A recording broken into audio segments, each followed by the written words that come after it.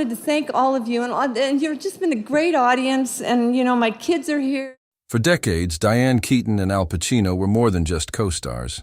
They were soulmates in the shadows, the kind of on-and-off lovers who never quite found their moment, yet never truly let go. Hollywood's golden age of the 70s gave us many iconic pairings, but none so intriguing as theirs. Two fiercely private, fiercely talented actors who built their legacies side by side, frame by frame. From The Godfather to whispered tabloid sightings, the world watched them from a distance, captivated by what felt like an unfinished love story. And while Al Pacino moved on to an eccentric, often elusive path, Diane Keaton built a career defined by vulnerability, intelligence, and silence, a silence she maintained for years when it came to Pacino. But now at 79, that silence is broken. In recent interviews and personal reflections, Keaton has finally begun to speak, not with bitterness, not with regret, but with the kind of honesty only time can bring. What she reveals is both heartbreaking and beautiful. It's not the story we thought we knew. It's deeper and far more human.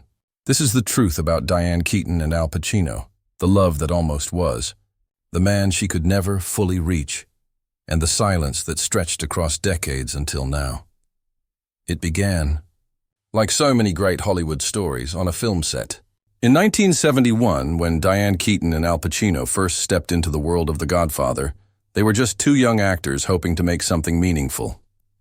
Keaton, with her quirky magnetism and intuitive timing, was fresh off stage work and finding her voice in cinema. Pacino, brooding and intense, was still a rising star, full of raw ambition and shy mystery. But there was something electric about their chemistry. Even in their first readings, Francis Ford Coppola reportedly saw it, a friction and tenderness that couldn't be faked. As Kay and Michael, they played lovers torn apart by power, silence, and the slow erosion of trust. Off-screen, life began to imitate art. The long shooting days turned into late-night walks, private phone calls, and a growing intimacy neither one fully understood. Keaton later said she fell in love with Pacino not all at once, but in quiet moments, in the way he listened, the depth in his eyes, and the contradiction between his brilliance and his emotional distance. He was charming but unknowable, affectionate but unreachable. She was open, expressive, constantly searching for connection, and he was a fortress. Yet they were drawn to each other like planets in orbit. As the years went by, their paths would cross again. The Godfather Part 2, Part 3, and the tangled mess of years in between. Their relationship was never consistent, never defined. They broke up, got back together, broke up again. And through it all, Keaton hoped that someday Pacino would commit, not just romantically but emotionally. She later admitted in interviews that she wanted marriage. She wanted to pull him in, to make him stay. But Pacino, ever the enigma, remained non-committal. He just wouldn't do it, Keaton said with a wistful laugh years later. I begged him to marry me. He wouldn't. That revelation hit fans like a thunderbolt. All the rumors, all the silence, suddenly confirmed. What the world suspected, Keaton finally said aloud. She loved him. She waited for him, and he simply couldn't meet her there. Not then, not ever. Their story wasn't one of betrayal or cruelty. It was a slow unraveling of two people who couldn't quite sync up. And through all of it, they remained connected, sometimes as friends, sometimes not speaking, always tied together by memory, by roles, by unfinished love. It was never dramatic in public. No screaming matches, no tabloid scandals. Just the quiet ache of a love story that almost happened, but never really did. In Keaton's words, Pacino was the only man she ever truly wanted to marry. And when he refused, something inside her changed. She didn't chase him again. She let the silence grow, not out of anger, but out of self-respect. And still for decades she held that silence. Until now, after years of chasing what could never quite be, Diane Keaton didn't slam the door on Al Pacino. She simply walked away. It wasn't one dramatic moment that ended things. No screaming phone call or bitter breakup. It was more like erosion, slow, inevitable, and quietly devastating. Keaton, who once said she was drawn to complicated men like a moth to a flame, finally realized that the flame she'd been circling for so long wasn't ever going to burn warm enough to stay. She loved him, yes. She waited. she hoped. But over time, that hope turned into exhaustion. What do you do when you've given someone every invitation to love you, and they never fully accept it? You stop inviting them, and that's what Diane did. She never announced the end. She didn't blast him in the press. She didn't retaliate. She simply moved forward. The woman who had once sat quietly on set, watching Pacino transform into Michael Corleone, now focused on transforming herself. And for Diane Keaton, that meant making peace with a life she never expected. A life without marriage, without a husband, without Al. But it didn't mean loneliness. Far from it. Keaton turned her energy inward. She poured herself into roles that challenged stereotypes and reshaped how women were seen in Hollywood. Annie Hall, baby boom, father of the bride. She became a style icon, an auteur of eccentricity, a figure beloved for her oddball charm and self-effacing honesty. And behind the scenes, she built a life rooted in meaning, adopting 2 children, creating a home, writing memoirs that peeled back her layers without ever seeking pity. Still, the ghost of Al Pacino lingered. He was the man she never stopped admiring, even when the love had been left behind, and the silence between them was deafening. For decades, they had little to no contact. Friends say it wasn't out of animosity, but out of caution. Keaton didn't want to go backward. And Pacino? Well, he had always been frozen in time when it came to intimacy. The roles they played in the Godfather trilogy echoed their real dynamic. She wanted more. He withdrew. She reached out. He recoiled. He was a man who could command armies on screen but couldn't commit off-screen. And while the world idolized his brooding intensity, Keaton knew the cost of loving someone so unreachable. And yet, she never villainized him. In her interviews, even now, she speaks of Al with affection, not resentment. She calls him shy, beautiful, difficult, and impossible. A man she loved deeply but could never hold. It's that kind of heartbreak that doesn't explode. It lingers. It lives in the quiet moments, the what-ifs, the birthday calls never made. Keaton has said that Pacino was the only man who truly made her want to be a wife. The only one she ever proposed to. And he said no. He was never cruel about it. He was just incapable. She accepted it eventually. But acceptance isn't the same as healing. And Diane Keaton carried that ache, folded into the corners of her otherwise radiant life. She never married.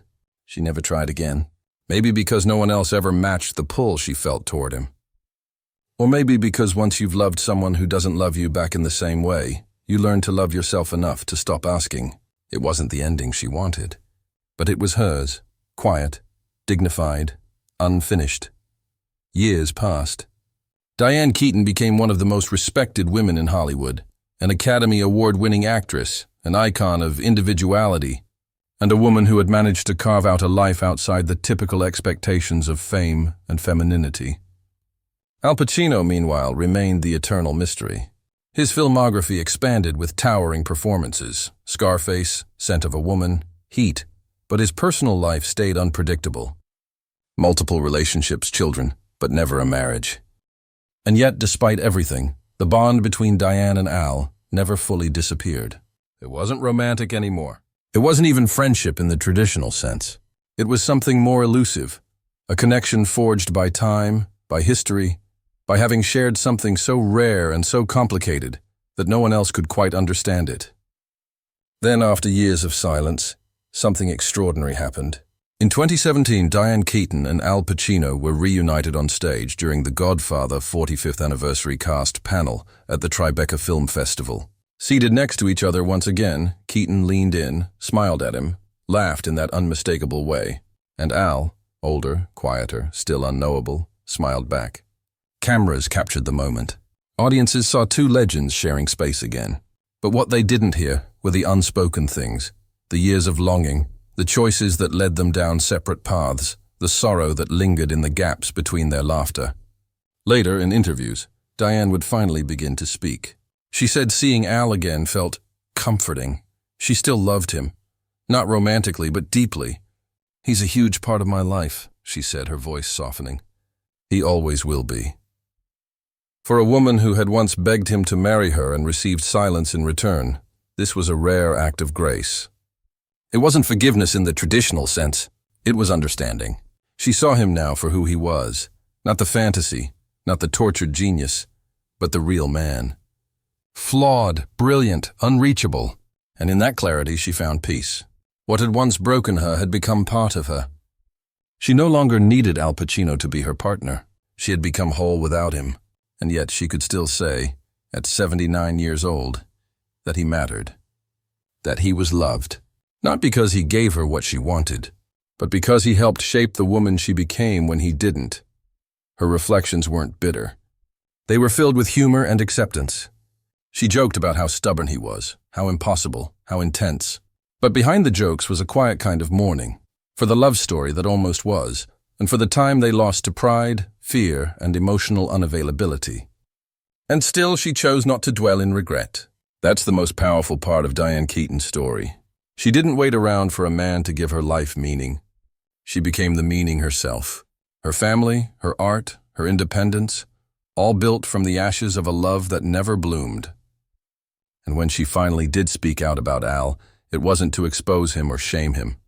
It was to honor the truth of what they had, or what they almost had, because sometimes the greatest love stories are the ones that don't end with a kiss, but with an understanding that comes decades later, when the wounds have closed and all that's left is love in its purest, most bittersweet form. If this story has touched you, take a moment to like, subscribe, and comment below. Do you believe in the love that got away? We're uncovering the untold truths behind Hollywood's most iconic relationships, and your support helps us keep these stories alive. Let us know what you think. By the time Diane Keaton turned 79, the world had long accepted her as a singular force, a woman who defied Hollywood's scripts, not just on screen, but in life. She had never married. She had raised 2 children on her own. She lived in a house filled with history, old photographs, and silence she had long since made peace with. But inside her was still the imprint of Al Pacino, not in the way a wound lingers, but in the way a scar becomes part of who you are. She no longer chased the memory of him. She carried it. And finally, she could speak about him with the kind of emotional distance that only time, solitude, and healing could provide. What Diane Keaton gave the world when she opened up about Al Pacino wasn't a scandal or a confession. It was a quiet reckoning. She showed us that sometimes the people we love the most are the very ones who can't love us the way we need them to.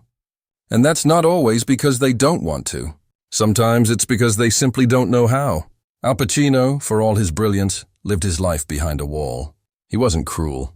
He wasn't malicious. He was guarded, terrified of vulnerability, married to his craft and possessed by the ghosts of a turbulent childhood. And Diane, with all her openness and longing, stood on the other side of that wall for years, waiting, hoping. But eventually, she walked away. And she built a world of her own. That choice, though painful, was her revolution. It was her saying, "I deserve more." And in doing so, she taught an entire generation of women that fulfillment doesn't come from convincing someone to stay. It comes from loving yourself enough to leave when they won't. That's the legacy Diane Keaton carries today. Not as the woman who lost Al Pacino, but as the woman who found herself in the absence of what she thought she needed. Her life is full, rich, and fiercely her own. She gardens. She laughs. She dances in her kitchen. She wears whatever she wants, says whatever she feels, and continues to act with the same fearless charm that made her unforgettable. And when she speaks of Al now, she does so with a soft smile and an unshakable calm. Not because the love is gone, but because she no longer aches for it. She remembers him not as the man who disappointed her, but as the man who helped her understand what she truly deserved. And that is the deepest kind of healing there is. Theirs wasn't a love story with a happy ending. There was no white dress, no vows, no shared home. But it was still love. Complicated, fractured, incomplete, but real. And in a world that demands resolution and romance, Diane Keaton gave us something far more powerful: the truth. That sometimes the greatest thing you can do is walk away from the person you love and become the person you were meant to be. And so at 79, when Diane Keaton finally spoke out about Al Pacino, what she really gave us was a gift, not of gossip or bitterness, but of clarity, maturity, and strength. The story didn't end the way she once dreamed. But in telling it, she reminded the world that closure isn't always about answers. Sometimes it's just about acceptance. And in that acceptance, Diane Keaton found something she never got from Al Pacino: peace.